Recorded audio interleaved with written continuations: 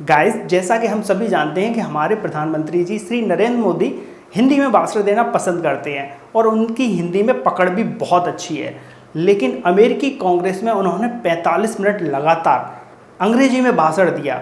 आखिर ये उन्होंने कैसे किया? दरअसल ऐसे भाषण को देने के लिए जिस तकनीक का सहारा लिया जाता है उसे टेलीप्रॉम्प्टर कहते हैं। इस तकनीक में दो अर्ध पारदर्शी कांच के शीशों का प्रयोग किया जाता है, जिनको कि एक पतले स्टैंड की मदद से लगभग 45 डिग्री के एंगल पर लगा दिया जाता है और उन शीशे के नीचे दोनों तरफ मॉनिटर्स को फिक्स किया जाता है, जिससे मॉनिटर पे चलने वाले फॉन्ट्स रिफ्लेक्ट होकर जो भी बकता है उसको मिरर पर दिखते रहते हैं और सामने बैठी हुई जनता को ये ग्लास ट्रांसपेरेंट ग्लास लगते हैं और इसकी मदद से लीडर्स आसानी से पढ़ते हुए इतनी लंबी लंबी स्पीचेस को दे पाते हैं।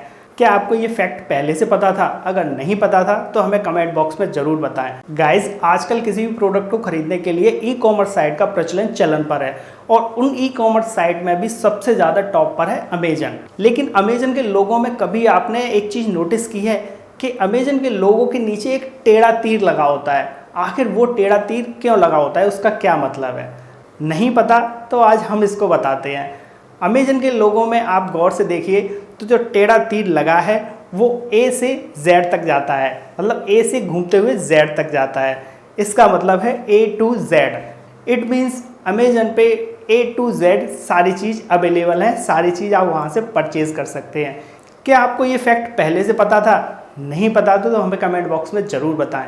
गाइस, आपने कंपनियों को अपने प्रोडक्ट का प्रचार बढ़ा चढ़ाकर करते हुए देखा होगा। ऐसा ही एक प्रचार देखा होगा आपने फेयर एंड हैंडसम क्रीम का। उस समय फेयर एंड हैंडसम क्रीम के ब्रांड एम्बेसडर हुआ करते थे शाहरुख खान। ये विज्ञापन 15 दिन में किसी भी व्यक्ति को गोरा करने का दावा करता था। इस विज्ञापन को देखकर दिल्ली के निखिल जैन ने इस क्रीम को परचेज कर लिया और जब निखिल जैन को 15 दिन में कोई फ़र्क नहीं महसूस हुआ तो उन्होंने उपभोक्ता अदालत में फेयर एंड हैंडसम क्रीम के खिलाफ केस दायर कर दिया और निखिल जैन केस जीत गए। कोर्ट ने कंपनी को दोषी मानते हुए निखिल जैन को 10,000 रुपये का मुआवजा देने का आदेश दिया। उसके साथ गलत प्रचार करने के आरोप में दोषी मानते हुए कंपनी को आदेश दिया कि वो 15 लाख रुपए दिल्ली के उपभोक्ता कल्याण कोष में जमा करें। तो दोस्तों, क्या आपको ये फैक्ट पहले से पता था? गाइस, पुराने समय में भारतीय कैदियों को जेल में खाना देने के लिए एल्युमिनियम के बर्तन का यूज़ किया जाता था। एल्युमिनियम एक ऐसी धातु है जिसको मानव शरीर पचाना तो दूर, मानव शरीर का मेटाबॉलिज्म उसको बाहर भी नहीं निकाल पाता और ये धातु शरीर में स्टोर होती रहती है। और जब भी कोई भी व्यक्ति कोई भी खट्टी चीज़ जैसे टमाटर या नींबू खाता है तो उसके साथ वो एल्युमिनियम धातु उसके शरीर में रिएक्शन करती है। एल्युमिनियम से मानव शरीर के लीवर के फिल्टर्स ख़राब हो जाते हैं। एल्युमिनियम से कैंसर होने के चांसेस बढ़ जाते हैं। एल्युमिनियम जब शरीर में रहता है तो व्यक्ति का पेट खराब रहता है, किडनी खराब होती हैं और यहाँ तक कि इसका असर दिमाग पर भी होता है। साइंटिस्ट के अनुसार एल्युमिनियम की मात्रा शरीर में बिल्कुल भी नहीं होनी चाहिए, लेकिन इस समय लोगों के शरीर में एल्युमिनियम की मात्रा लगातार बढ़ती जा रही है।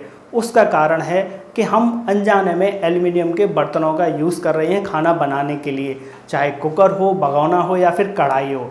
गाइस, सिक्कों का प्रचलन भारतीय इतिहास में बहुत पहले से रहा है और ये सिक्के बने होते थे उस समय तांबे के, और तांबा ही एक ऐसी धातु है जो मानव शरीर के लिए सबसे ज़्यादा लाभप्रद है। तांबा पानी को शुद्ध करता है और तांबे के इसी गुण को देखते हुए उस समय लोगों ने अपने जल स्रोतों को शुद्ध रखने के लिए तांबे के सिक्कों को पानी में डालना शुरू कर दिया। तांबे के सिक्कों को कुओं में डालना स्टार्ट कर दिया, उसके अलावा तालाबों में डालना शुरू कर दिया, यहाँ तक कि तांबों के सिक्कों को नदियों में भी डालना शुरू कर दिया गया। लेकिन ये प्रथा धीरे धीरे बदलकर अब भी चल रही है, लेकिन अब सिक्के डाले जा रहे हैं लोहे के, जो पानी को साफ़ तो नहीं करते लेकिन गंदा ज़रूर करते हैं। क्या ये फैक्ट आपको पहले से पता था? तो हमें कमेंट बॉक्स में ज़रूर बताएं।